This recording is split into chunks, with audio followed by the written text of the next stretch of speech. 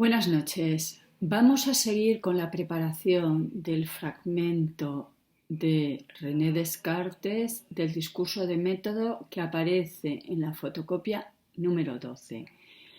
Ya hemos hablado un poquito de la vida, las obras y la carencia de evolución de este filósofo francés del siglo XVII. Vamos a hablar de su proyecto filosófico. Si no veis bien la presentación, no pasa nada porque lo tenéis en apuntes.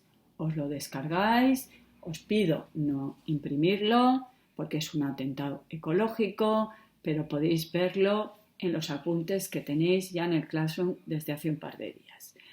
Vamos con el proyecto filosófico de Descartes. Si nos acordamos, por ejemplo, Platón, ¿qué pretendía? Platón pretendía hacer el esbozo de una ciudad ideal.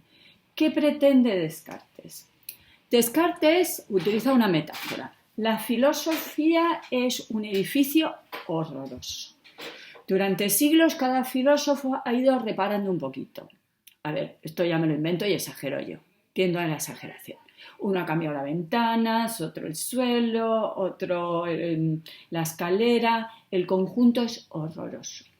¿Qué pretende Descartes? Y por eso es el filósofo que inicia la filosofía moderna.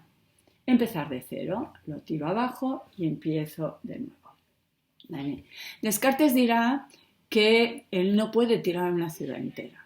Lo que va a tirar es su vivienda, que es una metáfora para decir su pensamiento. Vamos a hacer borrón y empezamos de nuevo. De ahí que Descartes tenga una ventaja. Y es, si no me he enterado muy bien de la filosofía antigua y medieval, bueno, borrón y cuenta nueva, puedo volver a empezar. Incluso se ve peor, increíble. Vale, seguimos. Vale, pasamos de una metáfora a otra. Vale, otra metáfora es el árbol. Bien, según Descartes, todo el saber de la época se puede unificar, ¿vale? Entonces, Descartes lo que vamos a ver es que va a intentar encontrar esas raíces. He tirado abajo y voy a empezar de cero. Vale, si queréis seguir con la metáfora de la casa, vamos a buscar esos pilares, ¿de acuerdo? Porque para Descartes todo es lo mismo, hay unificación. En eso se distingue de un señor que conocemos que es Aristóteles. Aristóteles consideraba que cada ciencia tenía su método. Por ejemplo, la ética, como trata de la libertad humana, no puede ser tan precisa como la física. Por ejemplo, la física trata de la naturaleza, la physis, y las matemáticas de los números no se pueden unir. ¿Vale? La geometría trata de las figuras, la aritmética de los números, no se puede unir. Bien, Descartes, junto con otros autores de la época, va a crear una verdadera revolución en matemáticas. Aquí os he puesto, y esto sí se ve bien, unos ejes cartesianos. ¿De quién son? De Descartes, ¿no? Bien, si Descartes ya muy jovencito había revolucionado las matemáticas, creando la geometría analítica, ¿por qué no hacer lo mismo? ¿De acuerdo? Según Descartes, todas las ciencias tienen el mismo método. Hoy en día, ¿qué somos? ¿Cartesianos o aristotélicos? Bueno, pues curiosamente somos más aristotélicos que cartesianos. Por ejemplo, ¿la psicología puede utilizar el mismo método que la física? Ya sabemos, porque esa fue mi primera clase, ¿no?, que las ciencias, no todas, cuidado, las matemáticas no, las ciencias como la física utilizan un método que es el método experimental. Bien, la psicología puede utilizar el método experimental. Bueno, cuidado, hay diferencias. Pensad. Hay una diferencia y es que cuando yo hago un experimento con átomos, los átomos no saben que yo estoy haciendo un experimento. Si yo pusiera una cámara cuando doy clase y se la enseñara a vuestros padres, ¿actuaríais de la misma forma? o como sabéis que os están observando vuestros padres, cambiáis vuestro comportamiento. Ese es un problema. Y segundo, hay cuestiones éticas, ¿no?, en la psicología que no tiene cuando yo hago un experimento con un átomo. Así que hoy en día consideramos que no todas las ciencias tienen el mismo método y somos más partidarios de Aristóteles que de Descartes. Bien, seguimos. Vamos a utilizar la segunda metáfora de Descartes, que es el árbol. El saber para Descartes es un árbol donde las raíces son la metafísica, el tronco es la física y las distintas ramas serán la moral, la medicina y la mecánica. ¿De acuerdo? Entonces hay que buscar esas raíces. Ese será la maravilla, pero también la debilidad del sistema cartesiano. Todo está unido. Es decir, que nosotros vamos a hablar un poquito de la metafísica de Descartes y no os asustéis porque la metafísica de Descartes no es lo que vimos de la metafísica de Aristóteles, que sí que era muy complicada, pero os estoy indicando que Descartes también tiene una física y no tiene una moral porque no le dio tiempo, pero pretendía tener una moral y también tiene una mecánica, ¿de acuerdo? O sea que es un autor que pretende tratar todas las ramas del saber.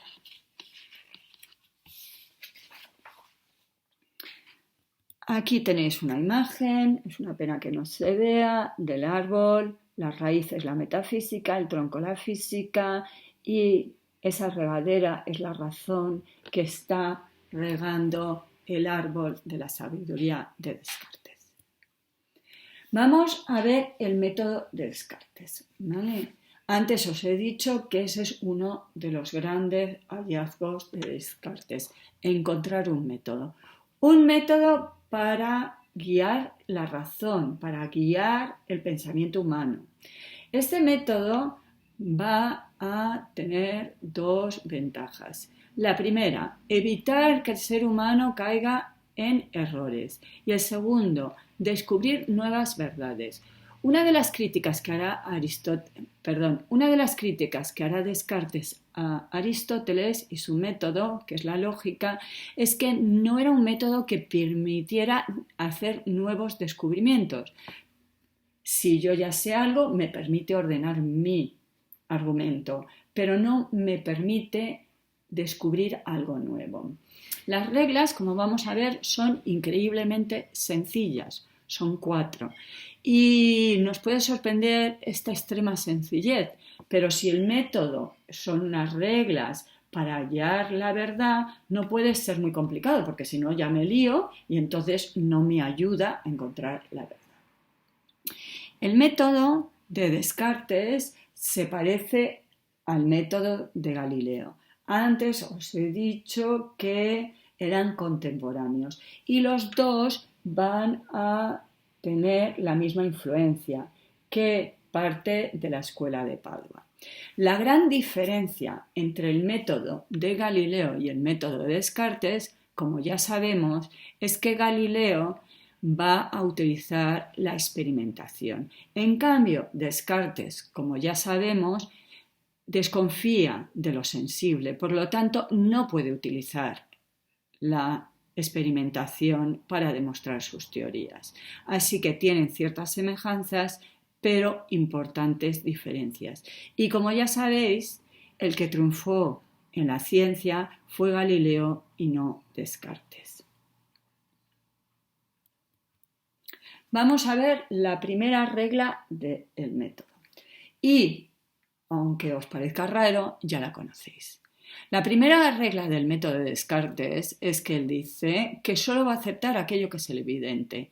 ¿Cuándo hemos visto esto? Y esto nos permite un poquito de repasito de la segunda evaluación, que le viene bien para los que tienen que recuperar la segunda evaluación. Cuando vimos los criterios y vimos que el criterio de verdad de Descartes era la evidencia.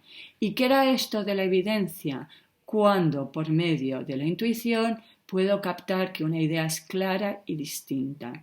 Es normal que Descartes utilice la evidencia, porque ya vimos que la teoría de Aristóteles, que era la clásica, era la correspondencia entre mi pensamiento, un juicio pensado o escrito, y la realidad. Pero Descartes desconfía de los sentidos, entonces no puede aceptar la teoría clásica. Descartes, por lo tanto, solo va a aceptar aquello que es evidente. La evidencia se capta por medio de una intuición y una idea evidente es clara y distinta. Lo repito por si no había quedado claro en la primera vez que lo decía. ¿Os acordáis que puse como ejemplo, podéis definir lo que es el Estado?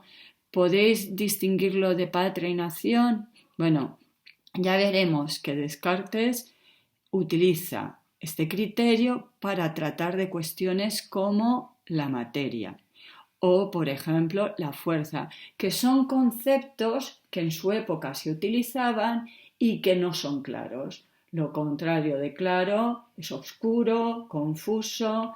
En principio, para Descartes, los filósofos de su época hablan de cuestiones sin realmente poder definirlas, porque no tienen esa claridad y distinción que deberían tener. Descartes, por ejemplo, utilizará este criterio para hablar del alma, que se suele confundir con la mente, con el espíritu, igual que Estado, nación y patria, son conceptos que se suelen confundir y no quedan claros. Vamos con nuestra segunda regla. La segunda regla del método de Descartes es el análisis. Cuidado con una cosa, cuando digo primera regla, segunda regla, no es un orden.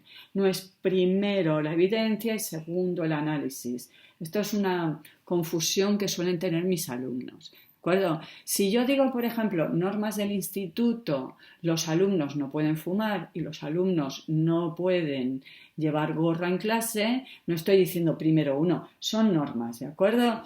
Entonces, primera norma que se impone Descartes a sí mismo es solo aceptar lo evidente. Segunda norma, el análisis. A ver, esto de nuevo es un repasito. Ya vimos que el término análisis y síntesis cuando hablamos de Kant y vimos que había juicios analíticos y juicios sintéticos y que ya vimos truco si yo tengo un amigo que tiene que hacerse un análisis de sangre o si yo oigo en las noticias que hay unos mafiosos que están sintetizando drogas. O también habíamos visto el ejemplo de el profesor que os pide hacer una síntesis o el profesor de lengua que os pide hacer un análisis de un texto.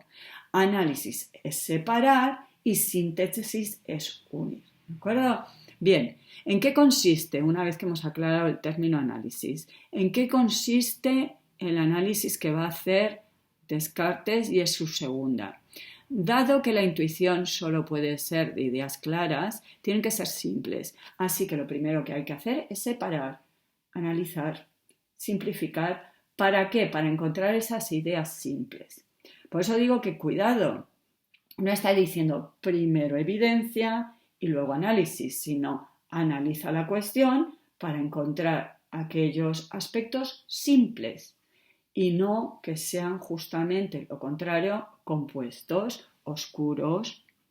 Tercera regla del método, la síntesis. Una vez que he encontrado esas ideas simples, que son evidentes, que son claras, que son distintas, puedo proceder a la síntesis. Obviamente no consiste en desmonto y vuelvo a montar, porque si desmonto y vuelvo a montar me encontraría con lo mismo. Vamos con la metáfora de Descartes. Nos acordamos que la filosofía es un edificio ruinoso.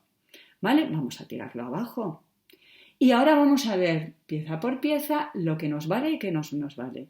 A ver, si yo encuentro que la viga está podrida, no la voy a utilizar de nuevo para mi edificio. Así que no vuelvo a construir todo, porque si no me encontraría con el mismo edificio supuestamente horripilante que teníamos anteriormente. ¿De acuerdo?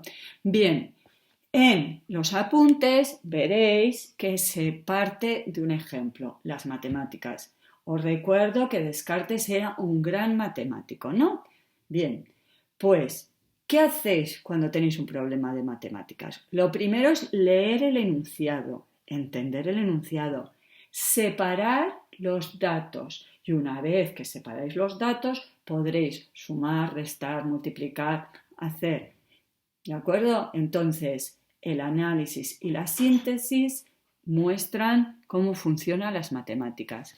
El método de Descartes, primero, Descartes muy jovencito lo aplica en matemáticas y mucho tiempo después lo aplicará en filosofía. Vamos con la cuarta y última regla, que es la más simple de todas, es revisar, ¿vale? A ver, lo mismo que hacéis en matemáticas. Si yo ya he resuelto el problema, ¿qué os dice el profesor de matemáticas? Revisa, comprueba que todos los pasos, que no has sumado donde tenías que restar, que aquí te has dejado algo. Mira que todos los pasos sean, por lo tanto, correctos. Nos quedamos en la duda metódica, que veremos mañana.